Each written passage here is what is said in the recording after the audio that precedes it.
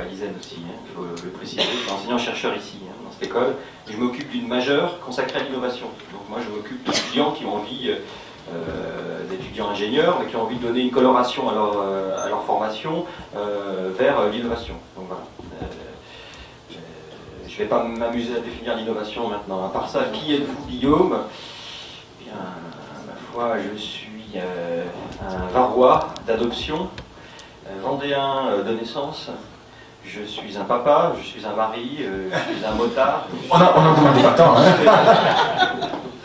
Voilà. Non mais ça va, ça suffit. D'accord. Merci. La règle du jeu, si vous l'acceptez, c'est une quarantaine de minutes de présentation. Avec plaisir. Merci beaucoup. Je vous laisse la parole. Vous avez bien sûr les sans fil si vous préférez. Hein.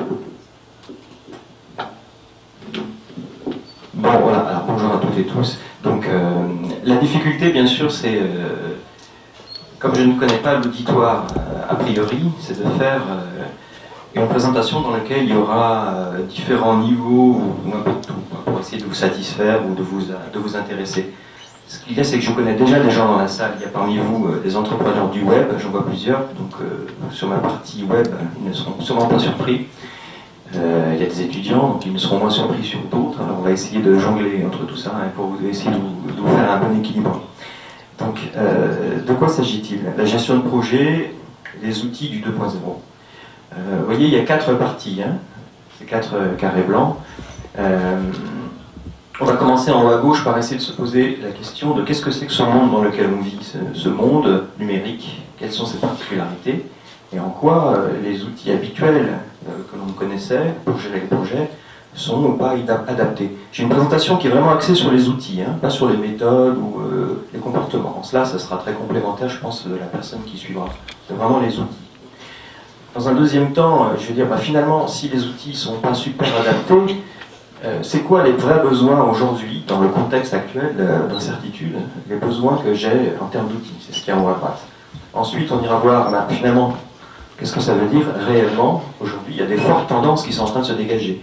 Il y a un certain nombre de décisions qui ont été prises dans des entreprises. Ici et là, on observe des signaux très forts qui montrent qu'on est en train de passer à autre chose en termes d'outils pour gérer les projets. Et puis, je finirai par vous montrer, ça c'est le cadeau à la fin, un certain nombre de petits outils qui traînent un peu partout sur le cloud, sur le nuage Internet, que vous pouvez utiliser d'ores et déjà, mais qui préfigurent aussi de ce que seront les outils dans les années à venir. Parce que là, on est sur quelque chose qui n'est pas frais, hein, ou pardon, qui n'est pas sec, justement, qui est très frais, comme une peinture, qui est en train d'être posée. Alors, voilà. Les outils habituels sont-ils adaptés? C'est la première question que je vous pose. Je voudrais essayer de décrire un peu le monde dans lequel on vit, le contexte dans lequel on vit, au travers 3 blocs que vous voyez tout autour. Le premier bloc, c'est la société de l'information. Nous vivons dans un monde aujourd'hui que nous appelons la société de l'information. Le mot est du sociologue Castells. Il a écrit 3 bouquins épais comme ça pour décrire ce que c'était. Je ne vais pas vous les faire maintenant, le résumé des bouquins. Vous avez une connaissance, je dirais, intime de ce que c'est que la société de l'information, vous vivez dedans. Et voilà, donc, d'abord, dans ce monde-là, il y a un web, il y a un Internet, donc toute une infrastructure technique qui nous relie, qui nous délivre d'informations, et qui a pris une certaine forme, celle qu'on appelle le 2.0. Qu'est-ce que c'est que ce 2.0 ? Il y a quelques grands mots, la pervasivité. La pervasivité, c'est que c'est partout. Je me promène avec ça partout. Vous vous rendez compte qu'on se trimballe en ce moment dans la rue avec un appareil communicant sécurisé avec au moins 5 capteurs dessus. Dedans, là, il y a un gyroscope, un accéléromètre, une ou 2 caméras, un micro, etc. Et on se promène partout. Et une puce GPS pour être géolocalisée par une constellation de satellites. C'est pas de la science-fiction, hein, c'est ce qu'on vit. Et toutes ces données-là sont stockées ici et là et redistribuées.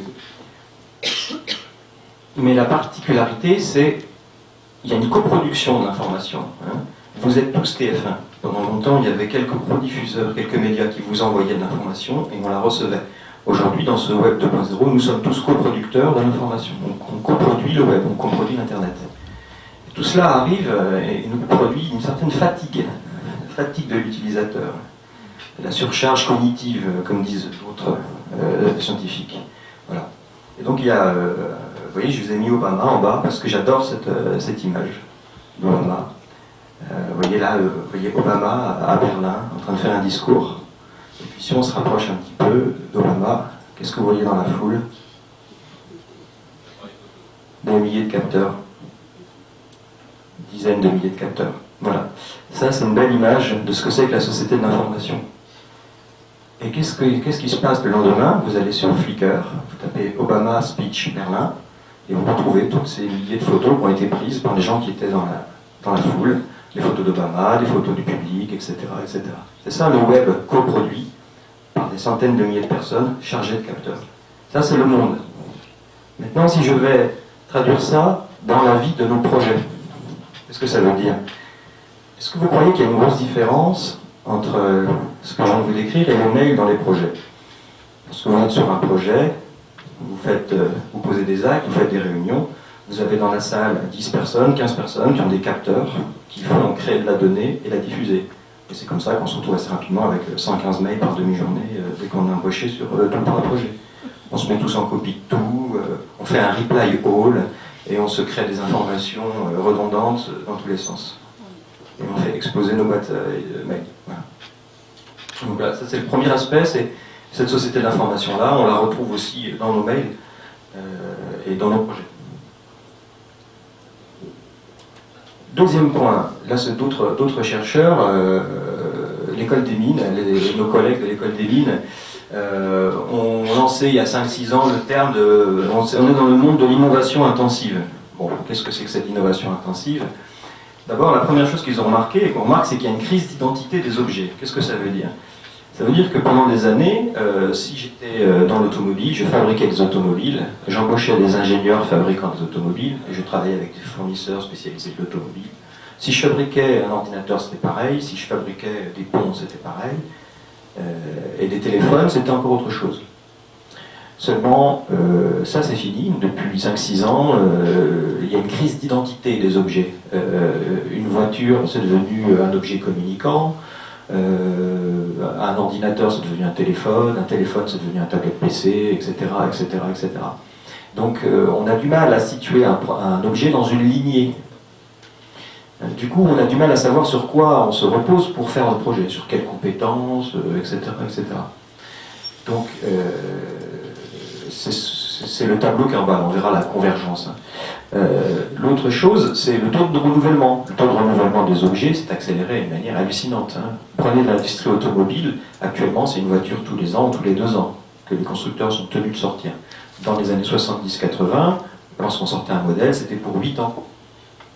Et vous prenez ça, c'est la même chose pour les téléphones, c'est la même chose pour les ordinateurs, c'est la même chose pour, je ne sais pas, dans vos différents corps de métier, dans vos différentes industries, c'est la même chose. Et pour les gens, par exemple, pour les entrepreneurs du web, il faut faire une nouvelle version du site internet régulièrement, et de plus en plus régulièrement, parce que les autres passent à de nouvelles technologies, ils font des choses plus jolies, plus belles, plus intéressantes. Hop, il faut suivre le mouvement, voire le précéder. Donc voilà, et à ajouter à cela une diffusion accélérée, c'est-à-dire que lorsque le fax est sorti, avant d'arriver à 30 ou 40 millions d'utilisateurs, ça a pris quelques temps. L'email, lorsqu'il est arrivé, ça a pris un petit peu moins de temps. Facebook, encore un petit peu moins de temps. Je n'ai pas les chiffres là, mais il existe des infographies où on montre que la diffusion des innovations s'est accélérée. Ça veut dire que vous êtes travaillé sur un projet, vous êtes dans une industrie, vous travaillez sur un projet, et puis soudain, il y a une révolution qui se passe dans votre domaine, un nouveau matériau, une nouvelle manière de faire qui arrive, qui balaye tout, mais qui balaye aussi la manière dont vous aviez envisagé votre projet. Ça veut dire que ces projets-là, les projets qu'on a faits pendant longtemps, que je qualifierais de projets téléologiques, c'est des projets qui sont guidés par leur objectif. C'est à peu près fini. C'est assez rare les endroits où il y a suffisamment de stabilité pour pouvoir planifier un projet sur 2 ans. On le sait tous maintenant, un projet, ça doit être revu régulièrement. Et plus le projet est long, moins il a de chances d'aller à terme sans aucune modification. Donc ça, on le sait. La gestion de projet l'a pris en compte à travers les méthodes agiles, etc. Mais c'est en train de devenir la norme, finalement. Le fait que tous les projets comportent une part d'innovation, parfois même une part d'innovation qu'on n'avait pas imaginée au début du projet, qui vont nous obliger à aller revoir ces projets-là. Donc voilà, ça c'est le fameux exemple. Je regarde le temps parce que je suis là. Ah, ça va. C'est une petite infographie qui est amusante qui montre la convergence, c'est ce que je vous disais sur la crise d'identité des objets. Où on voit à quel point différentes lignées, hein, les interfaces, les téléphones, le cinéma, l'ordinateur, le jeu, tout ça est en train de converger au fur et à mesure des années jusqu'en 2010 vers finalement des objets uniques et hybrides qui font un peu tout ça. Et imaginez la prise de tête pour les concepteurs et les chefs de projet issus du jeu ou du téléphone ou du voilà, ils se trouvent toujours confrontés. On ne sait pas d'où viendra le concurrent, d'où viendra le prochain. Alors voilà, ça c'est le monde dans lequel on est. Si je transpose ça au projet, je me pose la question, MS Project et les projets. Je la pose de manière un petit peu brutale comme ça. Mais voilà, en tout cas, tout ce qui est outils de planification très costaud, très rationnel des projets, certes, sur certaines phases du projet, c'est sûrement pas inutile. Mais bon. Voilà, le troisième point, c'est qu'on est dans une économie ouverte. Et il nous faut gérer des projets dans ce genre-là d'économie. D'accord ? Moi, j'ai fait une thèse sur les processus collaboratifs d'innovation. Et lorsque j'ai fait ma thèse, il y avait quelqu'un dans le jury qui m'a dit en fait, la norme pendant très longtemps, ça a été de faire des projets in-house. Donc, je faisais des projets avec une équipe dans mon entreprise et je m'appuie un peu sur des ressources extérieures. Il y avait quelques je dirais exceptions dans l'histoire de la gestion de projets, comme le Manhattan Project, les projets pour envoyer des hommes sur la Lune, etc. Des très gros projets, où on avait dû apprendre à travailler vraiment de manière très collaborative avec des gens de métiers très différents. Et en fait, ça, c'est en train de devenir la norme. La norme qui est en train de s'imposer, c'est que tous les projets sont basés sur de la collaboration entre des gens issus d'équipes différentes, des cultures différentes, des entreprises différentes. En tout cas, dans le monde du numérique et du web, c'est ce que j'observe. Je ne sais pas, dans l'industrie, quand je vois le nombre de joint ventures qui se créent, Sony Ericsson pour faire des téléphones, etc., on voit bien que le fait de travailler à plusieurs sur des projets, c'est quand même quelque chose qui devient un trend de fond, hein, une grosse tendance. Et dans ce monde ouvert, il y a un foisonnement des connaissances, foisonnement des acteurs, et je mets dispersion dans l'espace, et puis un foisonnement des projets dans le temps et dans l'espace. Je fais exprès de faire la variation entre les deux, mais je pense que nous sommes tous engagés sur plusieurs projets en même temps, dans le temps, dans l'espace, pardon. Et dans le temps, je commence des projets que je ne finis pas, que je reprends plus tard, pendant ce temps j'en ai un autre. Si on faisait la cartographie de nos projets, on se retrouve avec plein de barres parallèles, certaines disparaissent, d'autres viennent, etc. Donc il y a cette espèce de... On est multiplexé dans nos engagements sur les projets. Voilà. Donc c'est pour ça que dans l'informatique, par exemple, il y a ce bon mot qui est venu, c'est-à-dire qu'on est passé de la cathédrale au bazar. La cathédrale au bazar, c'était pour... le mot a été inventé par des observateurs de Linux. Linux, qui est le système, l'operating system d'informatique qui peut être un concurrent à Windows. Et lorsqu'on observe comment ils ont été conçus, on est vraiment sur deux modèles très différents. D'une part, d'un côté, on a une cathédrale, c'est-à-dire qu'on a une gestion d'un projet et un objectif de projet qui va annoter à lui des ressources et qui va essayer de les agréger, vu du haut. Et d'autre part, on a le modèle du bazar où c'est un certain nombre de gens qui, mettant en commun des connaissances, des ressources, des envies, font émerger le projet.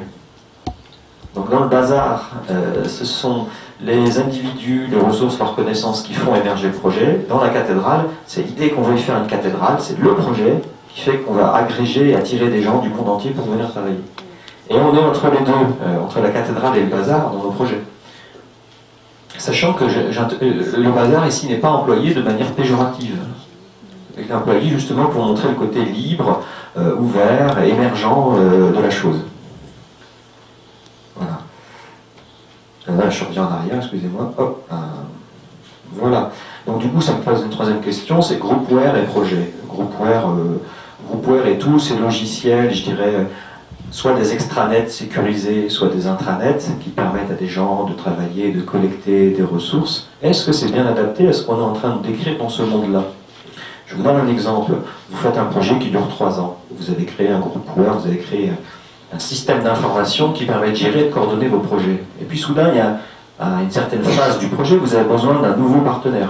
Ça arrive, hein, il y a des entrants et des sortants au long du projet. Donc au bout d'un an, il y a quelqu'un qui arrive, qu'est-ce qu'il fait? Il a 2 ou 3 ingénieurs, il va falloir que vous lui donnez le login, le password de votre extranet ou de votre groupware, qu'il fasse l'apprentissage de comment marche votre truc, tout ça pour une opération de 6 mois ou de 3 mois, puis qu'il en ressorte ensuite. Vous avez des entrants et des sortants, quoi. Et tout ça, c'est très difficile à gérer. Je pense que vous avez tous connu cette situation-là. En effet, vous essayez de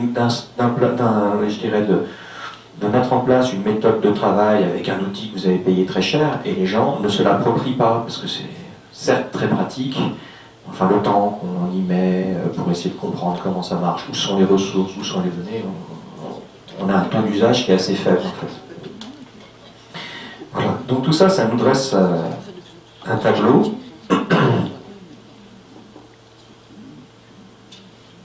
Et le tableau, c'est le suivant. J'ai des projets pleins d'incertitudes dans un monde incertain. En gros, hein, je fais un petit peu exprès de peut-être forcer le trait, mais c'est mon objectif ce matin, c'est de regarder de pique ce point-là. Il y a aussi heureusement des endroits où ça marche plus que ça. Hein. Voilà.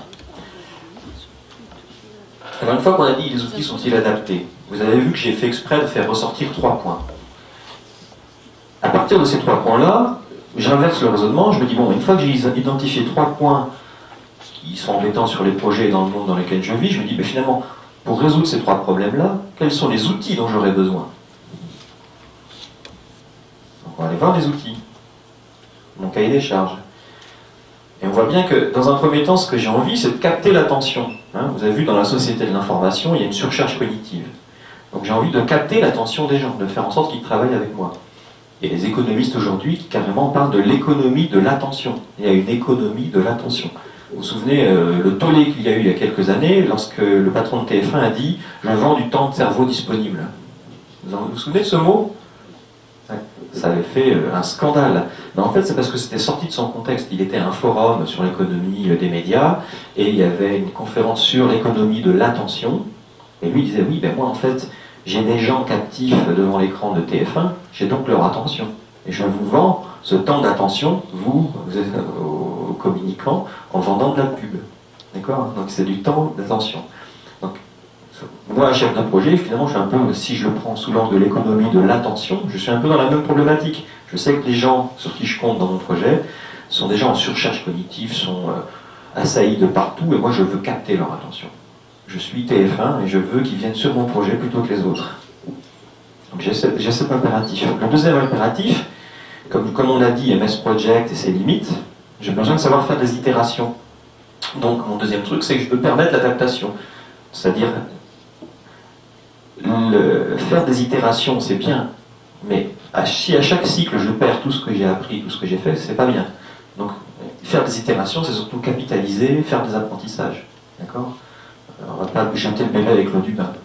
Quand on revoit et qu'on repense son projet, il faut garder ce qu'on a fait aussi un petit peu quand même. Hein? C'est le minimum. Et la troisième chose, coordonner, rassembler. J'ai des gens qui sont éclatés dans 4 boîtes. Je dois coordonner du travail dans le temps, c'est-à-dire que ce que j'ai fait en janvier 2012 doit aller s'imbriquer quelque part avec ce que quelqu'un va faire en mars 2013, parce que ce sont 2 pièces d'un même puzzle. Donc pour coordonner ce travail dans le temps et dans l'espace, j'ai besoin d'outils.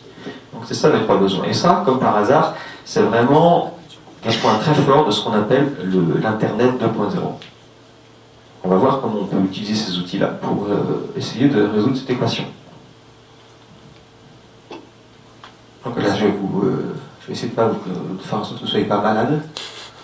Fermez les yeux. Voilà. J'avais fait une animation, mais je l'ai pas. Voilà. Ensuite, je retourne donc en bas à gauche pour vous montrer quelles sont les tendances. Les tendances, c'est utiliser les principes du 2.0. Et puis, j'étais à Lille la semaine dernière et j'ai regardé Internet en préparant cette présentation. Et là, qu'est-ce que je vois? Ça. Atos annonce, c'est mis dans la presse américaine le 29 novembre, qu'ils vont passer à 0 email policy. D'accord? On n'est pas du tout dans ce que je suis en train de dire là, c'est pas juste, c'est vrai, il y en a marre des mails. Ça y est, c'est fait. De plus en plus d'entreprises ont décidé d'arrêter le mail. C'est pas rien, hein? Et qu'est-ce qu'ils font à la place? d'autres outils de type messagerie instantanée et Facebook Style Interface. Voilà. Donc on est en train de passer vraiment à autre chose, sous l'influence de ces outils du Web 2.0. Alors on va essayer de voir qu'est-ce que c'est que ces trucs-là, finalement. Qu'est-ce que c'est que qu'est-ce qu'on nous vend comme nouveau modèle, hein? Je zoome un peu, hein, regardez. Instant Messaging and Facebook Style Interface. C'est Atos, hein, c'est pas une crèmerie. C'est-à-dire c'est l'ancien ministre de l'économie, je crois, à Breton, le directeur d'Atos. Et c'est un des membres du PMI, si j'ai bien compris. Voilà. Donc, d'abord, petit point sur ce que... Je fais un petit détour par la sociologie des usages, qui est mon dada. Qu'est-ce que c'est que s'approprier un outil? Qu'est-ce que c'est que vraiment s'approprier un outil? C'est pas juste... voilà, je vais dans un magasin et j'achète un téléphone et je me suis approprié le smartphone. Ou j'achète un accès à Internet, je me suis approprié l'Internet. Non, c'est pas ça. Ça, c'est juste l'avoir accès, l'accessibilité. J'ai accès, ça y est, j'y ai accès. C'est vraiment le degré zéro de l'appropriation. C'est ce qui se passe quand on donne un login et un password à quelqu'un. Dans un deuxième temps, il faut qu'il maîtrise les outils techniques. Ah, ça marche comme ça. Ok. Mais c'est toujours pas approprié. Dans un troisième temps, il va l'intégrer à ses activités quotidiennes. Et là, il commence à changer sa manière de faire chaque jour parce qu'il utilise ça.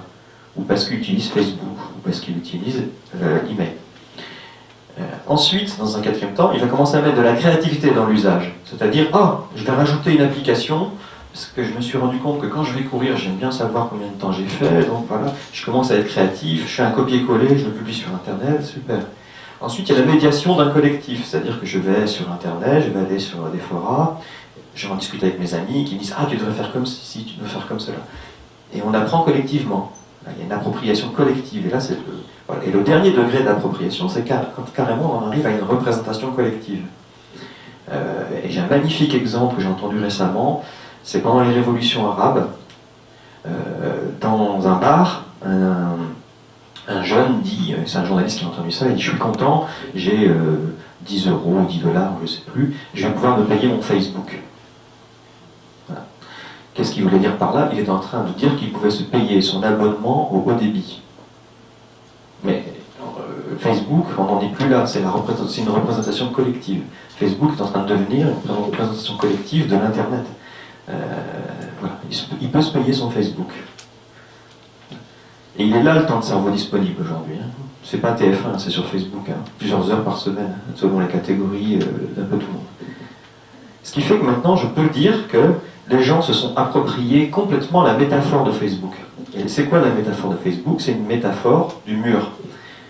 Autant Windows, Macintosh, c'est une métaphore du bureau et des fenêtres, tout est organisé que sur un bureau, je déplace. La métaphore Facebook, qui est en train de rentrer, qu'on sait approprier, c'est-à-dire qu'on n'a pas besoin de l'apprendre. Quand on arrive dans un mur sur Facebook, on comprend tout de suite ce qui se passe. Il y a un fil, etc. Voilà.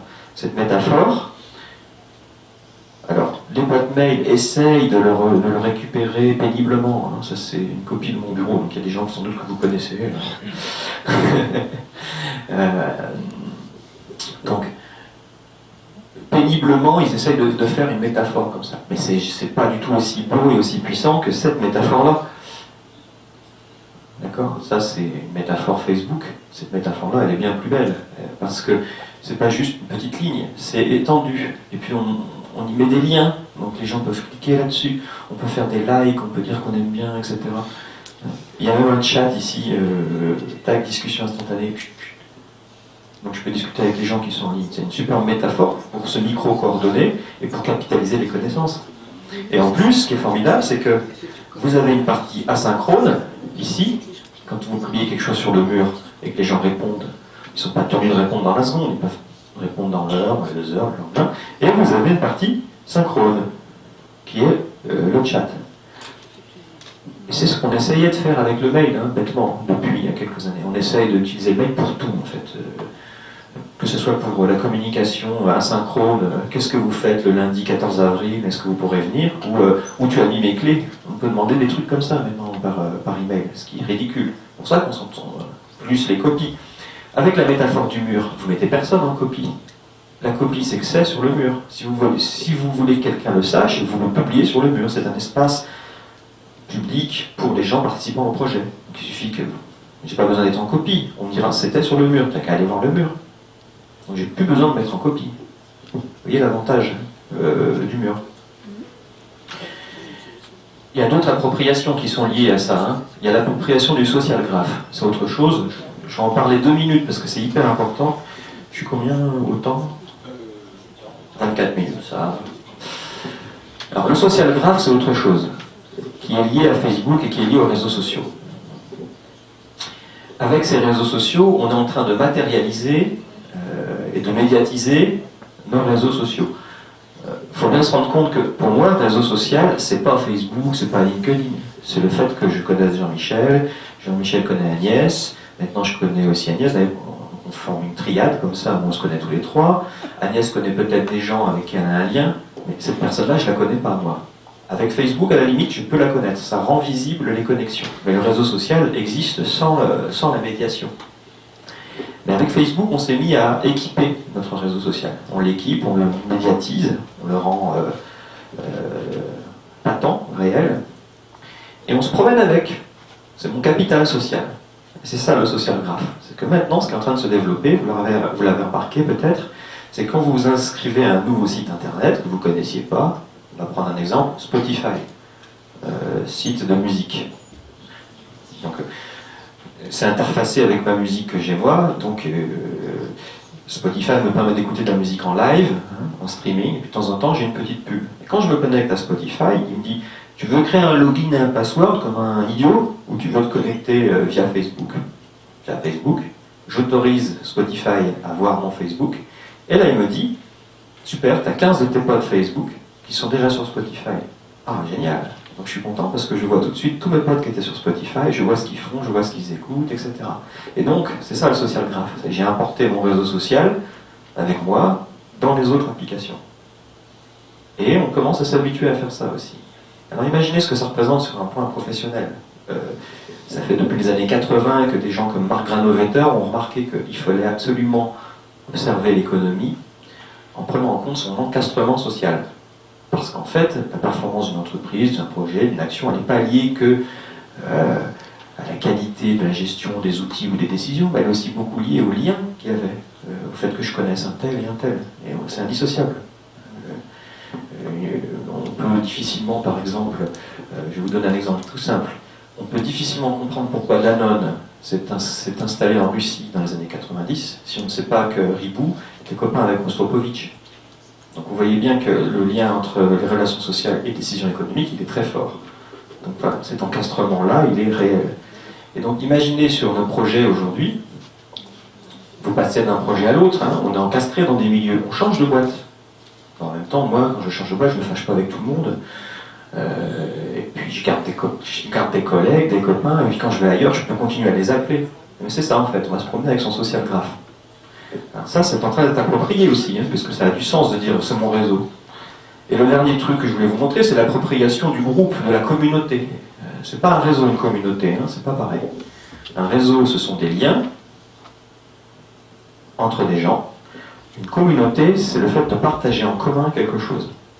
On peut être un réseau sans être une communauté. Je peux vous décrire un réseau, hein, tac, tac, tac. Par exemple, le réseau que je vous ai décrit là. Est-ce qu'on est une communauté? Est-ce que, je dirais, nous, en parlant de nous, sauf ici, là, dans quelques instants, on fait communauté. Mais une fois qu'on est sorti, on n'est pas vraiment une communauté. On sera une communauté si on est engagé sur un objectif commun. Donc le réseau, c'est très vaste, et dedans, il y a des communautés. Et l'appropriation du forum, du blog, du groupe, etc., c'est quelque chose qui est en train de se développer aussi très fort. Et l'esprit de communauté est en train de de s'incarner dans les réseaux sociaux et dans l'Internet. Donc voilà, une fois qu'on a tout ça, on se rend compte que on va pouvoir s'amuser avec tout un tas d'outils. Alors combien de temps il me reste? 10 minutes, quelque chose comme ça? Un quart d'heure. Un quart d'heure, bon. Alors du coup, je vais vous parler d'outils que j'ai vus, qui passaient, etc., autres que Facebook, qui nous permettraient peut-être de mettre un peu d'attraction pour capter l'attention des gens, qui nous permettrait de mettre un petit peu de micro-coordination, qui nous permettrait un peu de capitaliser de la connaissance. Ces outils-là existent, ils sont sur Internet. Et il préfigure de ce que seront demain les outils des gros éditeurs aussi pour les entreprises.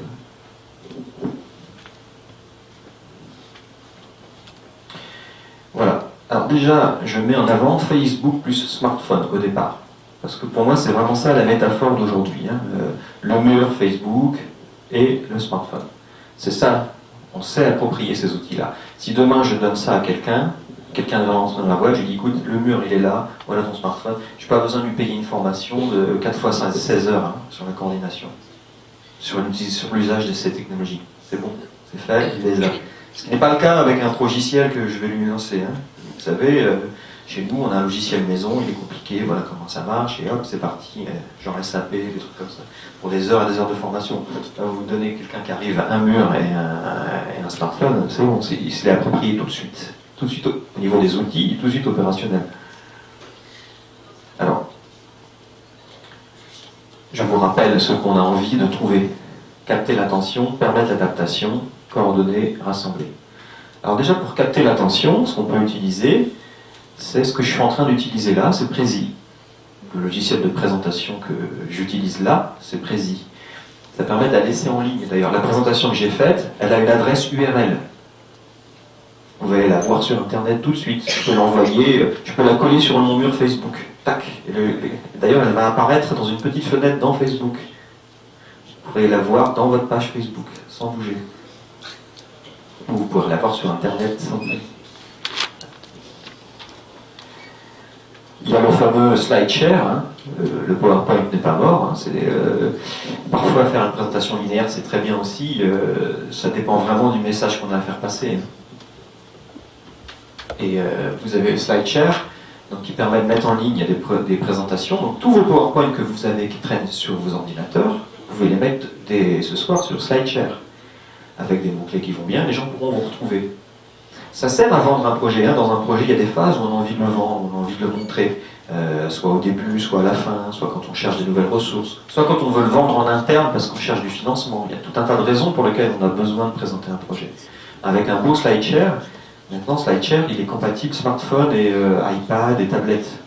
Donc on peut se le regarder comme ça, en ligne.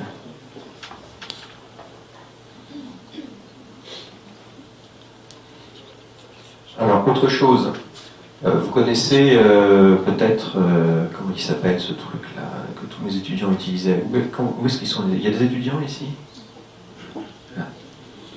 Comment c'est l'application que vous utilisez pour partager des ressources sur Internet là? Dropbox. Ouais. Dropbox. Voilà. Alors maintenant, Dropbox, allez voir Minus, vous verrez, c'est mieux. C'est un peu pareil, mais c'est beaucoup plus simple. C'est surtout qu'ils ont réussi à intégrer le drag and drop. C'est-à-dire que vous êtes sur votre ordinateur, vous avez créé un espace projet sur Minus, vous prenez votre document, vous voyez, c'est drag and drop files here. Vous avez votre fenêtre internet, vous prenez votre document Word, poum, chouk, il monte sur l'espace. Et donc les gens peuvent aller ensuite. Et puis il n'y a pas du tout la limitation de 1 ou 2 gigas ou je ne sais plus combien. C'est beaucoup plus gros. Et après en plus vous pouvez passer à des comptes pro. Souvent c'est ça la finesse technique de tous ces gens-là, c'est qu'ils ont une offre gratuite et une offre professionnelle. L'offre gratuite c'est pour que vous puissiez vous approprier l'outil, justement. Vous puissiez commencer à l'intégrer dans vos pratiques individuelles et collectives. Et puis ensuite, à un moment donné, lorsque vous voulez mettre 50 personnes dessus, vous payez. Tout ça, c'est du cloud, hein, le cloud computing. Hein. Vous avez entendu parler d'informatique en nuage. L'informatique en nuage, c'est ça. C'est-à-dire que plutôt que d'avoir un serveur chez moi, ici, 10 postes connectés autour, j'ai des serveurs qui sont quelque part sur l'Internet, connectés et accessibles depuis n'importe où, depuis un smartphone, depuis un ordinateur, et qui s'occupent de mes données. Le cloud computing existe déjà, vous connaissez les Google Documents par exemple. J'en parle même pas d'ailleurs de Google Documents ici, mais c'est un magnifique outil de coordination et de gestion de projet. Je ne sais pas si vous avez essayé Word dans Google Doc, c'est super, on peut travailler, il y a 3 ou 4 dessus, et lorsque quelqu'un écrit, vous voyez son petit curseur avec son nom écrit dessus, etc. C'est un super outil de coordination. Pantries, vous connaissez ce truc-là, Pantries? Superbe aussi. Ça sert à mettre en commun de l'observation et de la veille. par exemple, moi je suis intéressé, imaginez, par la photographie. Voilà. Donc je crée un Pearl Trees photographie et je demande à des amis photographes de venir participer à mon arbre à perles. Une perle, c'est une perle que j'ai trouvée sur Internet. Et donc ils vont collectivement me dire, ah mais si tu aimes la photo argentique, ça fait une branche, il y a tout ce qui est les passionnés de Kodak. Et ils ont des sites Internet comme ça. Et puis voilà. Et on matérialise notre vision de l'Internet. Et on la met en commun. Ce qui fait que vous, si demain vous vous intéressez à la photo argentique, vous venez sur mon Pearl Trees, vous gagnez 8 jours de surf Internet. Puisqu'en fait, il a été fait collectivement, il a été mis en ligne. Et par exemple, j'ai regardé Pearl Trees, ça c'en est un sur la gestion de projet. Il y a des gens qui s'amusent. Donc ensuite, il faut créer un... Mais là encore, c'est le social graph. Hein. C'est-à-dire que pour créer votre profil, vous allez sur Pearl Trees et vous vous inscrivez avec Facebook. Donc déjà, il va dire tous les gens de votre entourage qui ont Pearl Trees. Et vous allez voir les Pearl Trees sur lesquels ils ont commencé à travailler. Comme c'est des gens de votre réseau, il y a des chances que ce soit des choses qui correspondent à vos goûts. Donc vous allez pouvoir enrichir leurs propres explorations. Pearl Trees, ça pour, je dirais, capitaliser de la connaissance, c'est formidable. Ça fait gagner un temps fou, en fait. Lorsque je veux explorer un nouveau domaine auquel je ne connais rien, je vais voir s'il n'y a pas quelqu'un, ou s'il n'y a pas 50 personnes très intelligentes qui n'ont pas déjà fait un Pearl Trees sur le domaine. C'est plutôt que de taper dans Google gestion de projet. Là, c'est intéressant, c'est filtré, il y a eu une curation qui a été faite, hein, c'est le grand terme, c'est la curation. La curation sur la recherche Pearl Trees, plus que ça de Google. Ah ouais, rien à voir. Rien à voir. Sur Google, la recherche qui est faite sur Google, elle est faite selon des algorithmes. Panda, dernier algorithme. Mais Panda, il prend en compte ce qui est ressorti statistiquement le plus fort. Donc c'est-à-dire s'il y a un bruit fort, le bruit va ressortir fort. Si sur gestion de projet, il y a un film qui est sorti l'année dernière qui s'appelle The Gestion of Project, je sais pas quoi, Project Management, et s'il y a quelqu'un qui a dit moi, ma fille et la gestion de projet, hein, un film qui est sorti l'année dernière, qui a fait un buzz pas possible, vous tapez gestion de projet, vous allez tomber d'abord sur ce film. Dans Pearl Trees, il n'y sera pas. La curation elle a été faite par des gens qui s'intéressent à la gestion de projet, donc ils ne l'auront pas mis. C'est le nouveau terme à la mode, hein, curation. Ça fait 2 ans qu'on entend parler de ça. Il y a des outils pour le faire. Et il y a un autre outil que j'aime beaucoup pour faire de la curation. C'est ça, c'est Scoopit. Et là, c'est très Web 2.0 aussi. Hein, ça, c'est génial. On peut créer vous créez un domaine sur lequel vous vous intéressez. Là, c'est fait avec des étudiants de l'ISEN. Hein, c'est la RepRap, c'est une imprimante 3D. Et donc, chacun des étudiants ont créé un compte. Et puis, quand ils trouvent quelque chose en rapport avec la RepRap, ils viennent le mettre ici. Mais c'est fait en un clic. C'est-à-dire que vous trouvez quelque chose, oh c'est sympa. Vous cliquez sur un bouton et ça vous crée automatiquement toute la fenêtre là. Ça vous crée cette fenêtre. Ça vous reprend le titre, le site internet que vous avez eu. Ça crée un lien derrière. Hein, si je viens cliquer, je vais sur ce site. Et ça vous met un petit champ texte dans lequel vous pouvez mettre tatati tatata. Et ce qui est très Web 2.0, c'est qu'il y a tout ça là. Vous pouvez le partager, ça c'est le bouton share, là ça vous ouvre Facebook, Twitter, etc. Vous pouvez le mettre sur votre mur, Facebook, etc. Tout est intégré. Et là aussi, vous pouvez importer votre social graph. Quand vous vous inscrivez sur Scoopit, il vous demande si vous souhaitez vous inscrire avec Facebook. Et puis là, dans ce cas-là, vous allez voir tous vos copains qui sont déjà sur Scoopit, qui peuvent l'utiliser. Voilà. Et on a assez rapidement pas mal de vues en plus, c'est amusant, quoi. Et là, c'est pareil pour...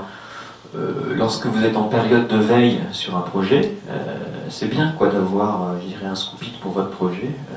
Vous pouvez stocker et emmagasiner tout un tas d'informations pertinentes. Voilà. Autre aspect intéressant, d'autres outils, hein, donc c'est tout ce qui est coordonné, rassemblé. Hein. Moi je suis un maniaque des to-do list. Je ne sais pas s'il y en a d'autres parmi vous. Un to-do list. Plutôt que de les faire sur papier, je vous recommande d'utiliser Remember the Milk. RTM. Excusez-moi. Oui. Pour les non-initiés dont je fais partie, c'est quoi les to-do list par exemple? C'est ce qu'il y a sur votre frigo. Voilà, c'est ça. C'est une liste de courses, une liste de commissions, sauf que c'est des choses à faire pour soi-même. Et ça se fait aussi sur de la gestion de projet, c'est-à-dire qu'on peut faire une to-do list collective en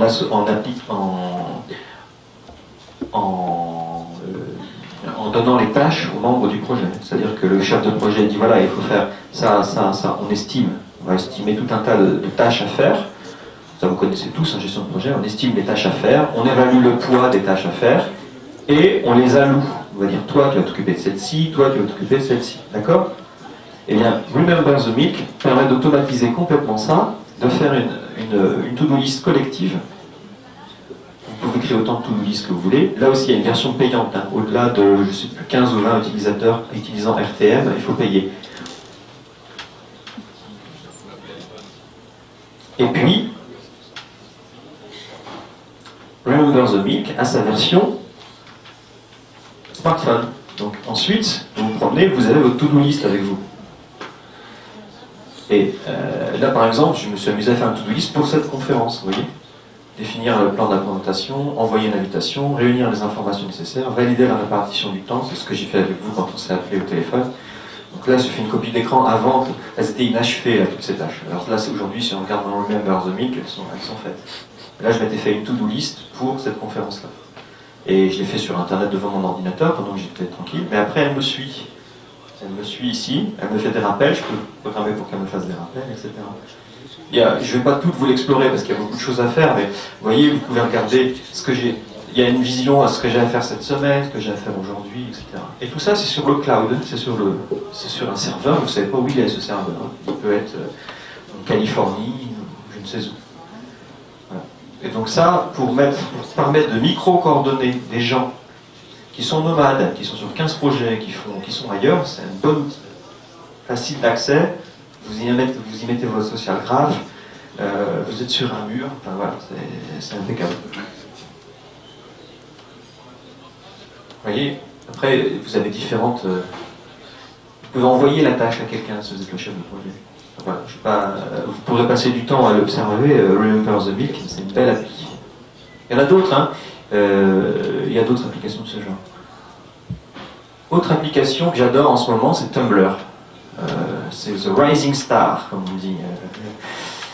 Tumblr, entre 2010 et 2011, a fait plus de 216%, je crois, d'inscrits, alors que Facebook a fait plus 15%.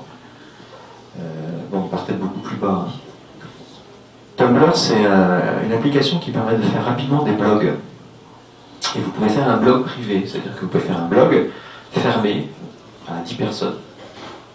Et ça permet de publier dans votre blog tout un tas de trucs. C'est comme un gros carnet, un carnet de notes. Et là, par exemple, ce que vous voyez là, ce sont des étudiants à moi qui doivent y être en ce moment au 4e étage, j'espère, vous allez le voir après. Ils sont dans une salle et ils font un Scrum pour développer une application Android. Ils sont en méthode Scrum. Comme je ne suis pas avec eux tout le temps, je leur dis, tous les jours, vous mettez des trucs sur le Tumblr. Donc tous les jours, il y a des photos, il y a des textes, on a fait ci, on a fait ça, une photo du tableau avec les post-it, et je suis au jour le jour, et là aussi, il est en version mobile, à droite. Et à gauche, vous avez la version Internet. J'ai fait un copier-coller. Tumblr, T-U-M-B-L-R. Et ça, c'est un outil de capitalisation qui est bien. C'est-à-dire que souvent, vous savez, vous avez des phases du projet, soit en amont, parce qu'on est à un exploratoire, soit au milieu, parce qu'il y a un milestone à franchir et qu'on n'y arrive pas, et qu'on est en train d'accumuler de l'information, etc. On passe à autre chose. Et 6 mois après, vous dites, on n'avait pas eu une idée il y a 6 mois, on n'en avait pas déjà parlé, etc. Et cette documentation-là, elle est où? Souvent, elle est dans des mails, paumés dans une boîte mail. Après 500 mails, vous passez une journée à chercher le mail, c'est comme ça m'est arrivé, ça c'est horrible. Alors si c'est sur un Tumblr, chaque post a des mots-clés, vous défilez, vous vous souvenez à peu près, il y a un an, ah oui c'était là, visuellement en plus c'est beaucoup plus attractif, vous allez le trouver facilement. Voilà. Alors voilà. Ensuite, bien entendu, Facebook. Il y a quelque chose dans Facebook, je ne sais pas si vous l'avez vu, qui est le groupe Facebook. On peut faire un groupe fermé. Il y a 3 types de groupes. Hein. Il y a le groupe ouvert, vous faites un groupe passionné de mécanique, et les gens qui viennent, n'importe qui peut venir dans votre groupe. Ensuite, vous avez des groupes privés. Les groupes privés, on ne les voit même pas dans les recherches publiques. On ne sait pas qu'ils existent. C'est sur invitation. Et puis, vous avez des groupes fermés. On les voit dans les recherches publiques, mais on voit juste... il y a un groupe qui s'appelle X42. Bon, On ne sait pas qui est dedans. Et on peut demander à être adhérent. Et le chef de projet, s'il a créé un groupe, il dit oui, je veux bien. Et moi maintenant, je fais des groupes privés ou fermés avec des étudiants. L'avantage, c'est qu'en plus, on n'a pas besoin d'être amis. Hein. Je ne connais rien de leur vie. Ils ne connaissent rien de la mienne. C'est-à-dire qu'on est dans un groupe sur Facebook, mais je ne vois pas leur profil. Je vois qu'ils sont dans le groupe. Et du coup, au début, ils trouvent que c'est cool, c'est smart, sauf qu'ils n'ont pas compris que je suis TF1 en fait, et que je suis en train de prendre du temps de cerveau disponible. Comme je sais qu'ils sont à des heures par jour sur Facebook, vient s'afficher sur le mur tout ce que je publie dans le groupe. Donc, parce qu'ils ont décidé d'être dans ce groupe. Donc, sur leur page, ils voient que leur prof leur dit, au fait, on en est où là-dessus et là-dessus. Et là, on voit une discussion. Vous voyez, dans ce groupe-là, il y a Olivier Assunzao, qui travaille dans une entreprise, qui est un chef de projet dans une entreprise. Il y a moi-même. Vous avez Arthur Sidéron, qui s'appelle Calimero sur Facebook. Et on est en train de discuter tous les trois. Moi, je suis prof, lui, il est étudiant, il y a un gars qui est chef de... Voilà. C'est ce que je vous disais sur les projets. Aujourd'hui, on est sur un projet 6 mois, 1 an, puis ensuite sur un autre. On ne travaille pas avec les mêmes personnes. Mais là, au moins, on a notre espace à nous. La différence entre nous et gommée, parce que vous voyez, il se permet de faire une petite blague et tout ça. Moi, je trouve ça très bien. C'est un autre langage, une autre manière d'interagir, l'Internet aussi. Et puis, on peut mettre directement les liens, etc. Voilà. Donc le groupe Facebook, il faut y penser, c'est une bonne manière de commencer un projet. Et je pense que c'est vers ça qu'on tend. Hein. Je pense que quand Atos dit « j'en ai marre de l'Internet », ils veulent quelque chose comme ça. Ils n'iront pas sur Facebook, c'est trop dangereux pour une boîte comme ça, d'aller confier toutes ces données à un opérateur extérieur. Par contre, ils vont attendre que les opérateurs, les gros, les IBM et autres, sortent, et je pense que c'est déjà en cours, hein, sortent des progiciels privés qui reprennent complètement cette métaphore. Avec même l'idée du social graph, si c'est bien fait, ils devraient pouvoir dire dans ma boîte, je connais bien un tel, pourquoi pas. Voilà. Ce qui donc m'amène aux conclusions que j'ai commencé à faire. Bien sûr, ce que je suis en train de vous vendre là, c'est pas ce qui va remplacer tout ce qu'on fait, ça va pas remplacer les mails, le MS Project, les groupware, etc. Seulement, il me semble qu'il y a pas mal de phases du projet où c'est très pertinent de le faire. En amont, dans les phases de crise, en fin de projet, lorsque vous faites les revues post-mortem de projet.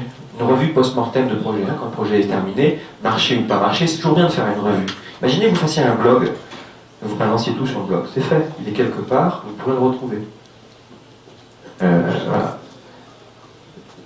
Autre chose que j'attends, c'est les offres professionnelles sur le nuage. Donc, sur le cloud computing, vous allez voir, je ne suis pas un spécialiste des offres professionnelles, donc je ne suis pas allé voir. Il faudrait que je prenne du temps, si quelqu'un connaît, je serais ravi d'en parler avec lui. J'imagine, et j'en suis persuadé, que les gros éditeurs, SAP, IBM, etc., ont déjà des versions alpha ou bêta de logiciels de gestion de projet basés sur ces métaphores. Je ne les connais pas, mais si Atos affirme le 29 novembre qu'ils vont arrêter l'email, croyez-moi, c'est qu'ils ont déjà pensé à la solution de rechange. Ça va exister, on va les voir fleurir dans les mois qui viennent. L'autre chose, c'est qu'il y a une évolution constante de toutes ces technos, hein, puisque moi je les regarde, mais ça n'arrête pas de changer, il y a de nouveaux trucs qui sortent, donc ça vaut le coup de faire une veille, une curation. Je vous donnerai un lien parce que j'essaie de faire une curation sur ce domaine. Donc il y a un endroit où je répertorie tous les outils, donc vous pourrez aller voir. Et puis, dernière chose, c'est qu'il est évident qu'il y aura une coexistence entre les nouvelles technos et les anciennes. Ça, c'est vraiment presque une observation philosophique et générale sur l'innovation. Un auto n'a pas tué le vélo, l'Internet n'a pas tué le livre, il y a encore des fax, il y a encore des téléphones fixes, et il y aura encore des mails, et voilà, etc. Donc, je ne suis pas en train de dire que ça va tout balayer. C'est juste qu'il y a une famille innombrable d'usages liés à l'innovation, le changement, la mobilité, qui ont besoin de ça, qui ont besoin d'outils, reprenant ces nouvelles métaphores. Voilà. Donc, si vous voulez me suivre sur Twitter, c'est @lagui. Et donc, j'ai fait un scoop it qui s'appelle Dans le nuage, où j'essaye de mettre RTM, tout ce que je vois qui traîne comme outil. Là, il n'y en a pas beaucoup, là, j'en ai mis 10-12, mais j'en mets plein d'autres. Peu à peu, allez voir, si vous voulez. Et puis surtout, c'est ça l'idée de scoop it, si vous envoyez, dites-le moi, comme ça vous aurez un petit article à vous dans Scoopit. Vous aurez des vues aussi. Voilà. Je vous remercie de votre attention. Merci à vous.